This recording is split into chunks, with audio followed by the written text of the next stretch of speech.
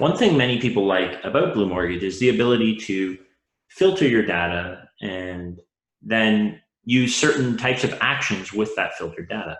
So for example, on the left-hand side are what are called filters. These filters allow you to shrink the data set without deleting anything and allow you to drill down on something you want to see. So for example, I could quickly click on amount and say, show me every mortgage that's greater than 300,000. And hit enter, and now it will filter everything that is greater than 300,000, and it looks like there's only some in the ready to close. So if I shrink this and maybe say greater than, or sorry, let's say less than 300,000, you'll see that it'll show a number of mortgages that are less than 100,000, 300,000. But you can also then stack even more filters on top.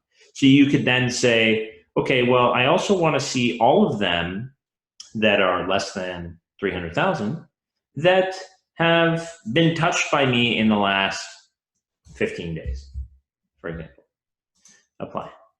So now this will shrink dramatically unless you're using it every day, and then you'll be able to see all the mortgages that you have or have not touched in the last 15 days. Now note that these filters do stack, so they're and. It's not or. So you can also track who's opened your emails in the last 2 days, right? So I could hit apply, and then you'll be able to see all the mortgages that have opened the emails in the last 2 days.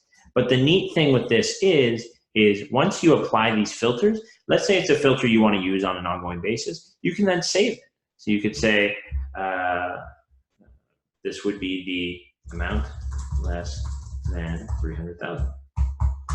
Now, once you save it, anytime you want to run it, you can see we come back in here and this is just all mortgages. I can quickly hit this filter and it'll run that filter for me and shrink the data set. The other thing you can do once you filtered something is you could click on the filtered data and do a few things. You can send an email to everyone.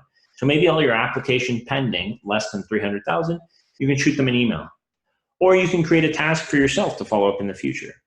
So this is really handy to quickly organize or shrink the database and then use an action, either an email or a task.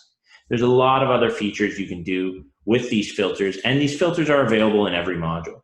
So if we go over to contacts and then instead of prospects created today, we do all, you can bring out this filter field here and you could say, okay, show me everyone who email is not empty. So show me everyone that is not empty email. We see this a lot. And then we'll hit save. So this is everyone with an email. Now I'll click here and send them all an email. Thanks for being a part of the system, or thanks for reaching out to us.